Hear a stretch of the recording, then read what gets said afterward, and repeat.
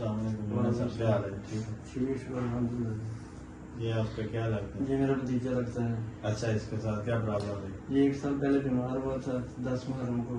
اچھا اس کے بعد ہم ہاسپٹل لے کے گئے ہیں. اچھا اس کے بعد کئی پیروں کے پاس لے کے گئے ہیں لیکن کہیں نہیں فرق پڑا. جب ہمیں پتہ چلا کہ الشفا کلینک پہ ہمیں خواجہ صاحب روحانی شفا کلینک پیر خواجہ صاحب کے پاس آئے جدھر سے ہمیں اس کے حال ہے کہ بھائی اچھا. راستہ یہ ٹھیک ہونے لگا.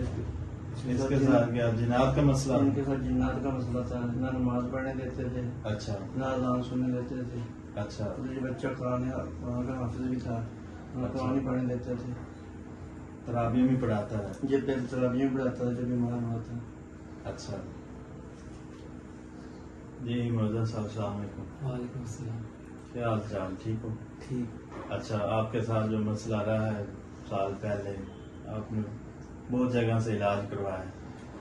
اب پیر خواجہ صاحب کے پاس آئے ہو اس دن کے بعد آپ کا علاج ہوا ہے, کیا محسوس کر رہے ہیں؟ بہت بہتر محسوس کر رہے ہیں مگر اس کے بعد کوئی بھی مسئلہ نہیں بنا میرے سے. اچھا جو پہلے مسئلہ ہوتا تھا اب نہیں ہے, اپنی زندگی سکون سے گزار رہے ہیں؟ سکون سے. پہلے تو یہ ہوتا تھا کہ اذان ہونی میں اپنے کانوں میں انگلیاں ڈال لیتا تھا. اچھا بہت زیادہ جنات کا مسئلہ تھا. نماز نہیں پڑھ سکتا تھا, قرآن نہیں پڑھ سکتا تھا, اچھا سکون نہیں پڑھ سکتا تھا.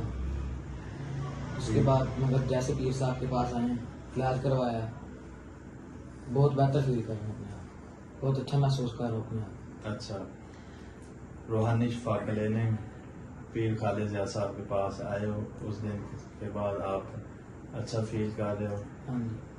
اپنی خوشگوار زندگی گزار رہے ہو. ہاں جی. ماشاء اللہ جی.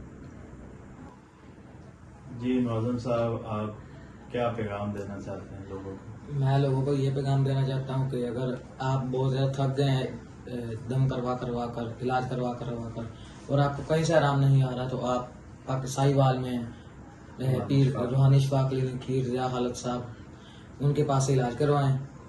فی سبیل اللہ علاج ہے, کوئی پیسے والا چکر نہیں ہے اور انشاءاللہ شفا ہوگی.